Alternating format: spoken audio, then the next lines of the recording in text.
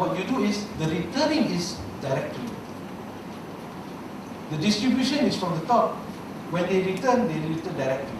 So you can have a self-addressed envelope, stamped self-addressed envelope, and when they complete, they send back to you directly. Or you can come and collect individually. So that's to solve the problem. But usually to come in, usually from the top, for many reasons also. Questions? Would questionnaire sent via email be a valid questionnaire? Valid, yes, but whether people respond is a different matter. I have not come across any that has gone beyond 5%. I don't know. I mean, I've only seen one or two discuss with people, but doesn't seem to be working that well. Because you see, people who use the mail are always busy people.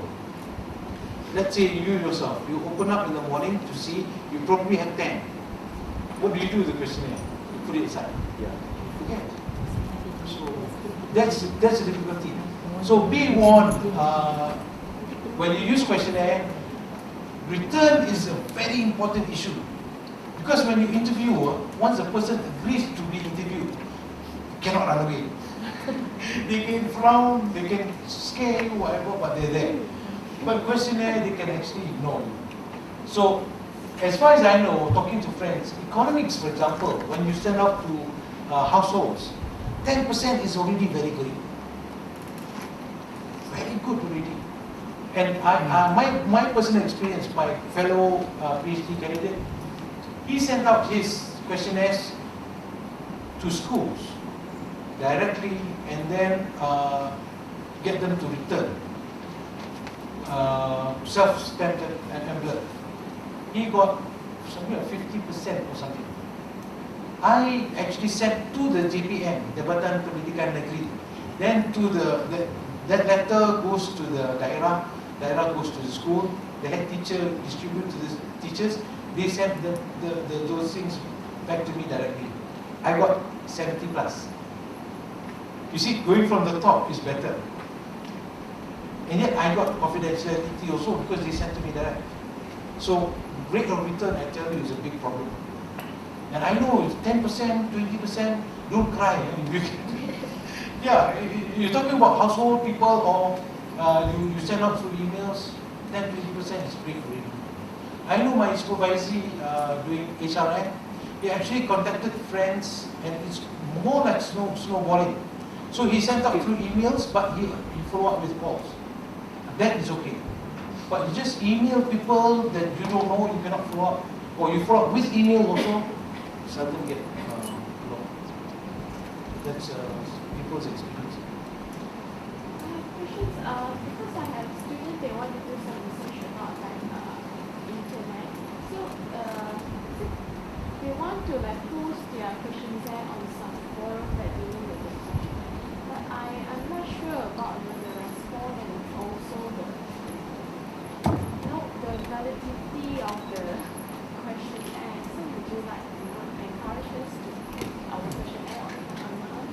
Well, I think if the questionnaire is about people using forums, then there's a question of selecting the right respondents. Then it's already skewed towards a certain group who actually use these forums. So, for example, a lot of people don't use that forum, and she's taking only from that forum. Then they do not. The group doesn't represent the population. That's the first problem there is. You see, unless she's asking about using forum, then she's asking people in there. Then they represent the population. That's okay. But if it's not, if the questionnaire is not about that, then the sampling itself is already wrong.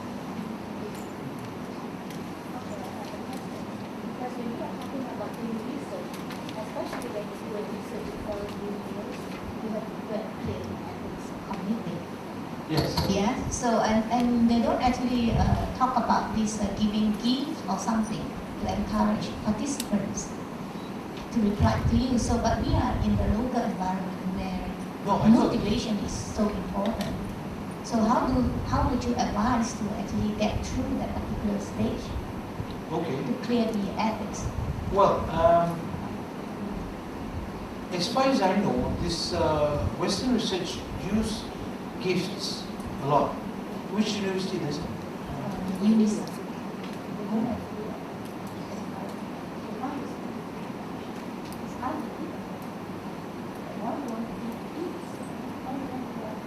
I have friends working in Bangalore, and she says that sometimes when you want to send out the questionnaire, somebody attached a 5 ringgit inside the envelope. Well, Things like that's a that. bit too much. Yeah, so I just couldn't reconcile this part. Okay, I think first of all, if you are doing research with them, then you have to abide by their rules. But by Malaysian rules, even the IRFA and all that, we do put in our funding. It's quite open. We're giving away a token of a mug costing 5 ringgit per mug to the people. That's okay, because that's where a lot of it goes to. So I don't know. For example, if you're going to universities and going through the top, you don't need to give them gifts because it's already part of the obligation by the university. But other than that, then you're risking having very little response rates, very low response rates. But if you are doing it with them, they have to follow their ethics. But if they are saying that they never do it, they're lying, because we got this idea from the West anyway. Is the West, even the Reader's Digest give us a small pen to answer a question, a questionnaire, right? So the Time magazine also does that. Yeah, but that's commercial body, right? But we are talking about as a students doing with the university. Yes, okay. But for example, as students, when they are obliged to do it, we are not obliged to give them any gifts. But doesn't mean it's unethical to give gifts. There are two things here. If the committee is saying, why should you give gifts when they are obliged to answer your questionnaire? That's not an ethical issue. It's about efficiency. So we don't need to give. Why should we give? But if they are saying that giving gifts is unethical, then they have to be realistic about it. Everybody does it. So for groups where they are not motivated to answer, we give them gifts. If they are already motivated to answer, for example, Utah students, questionnaire given by the lecturers, they have to fill in. We don't have to give them gifts, but it's not unethical to give. It's just a matter of efficiency. So, okay. Some research topic, right?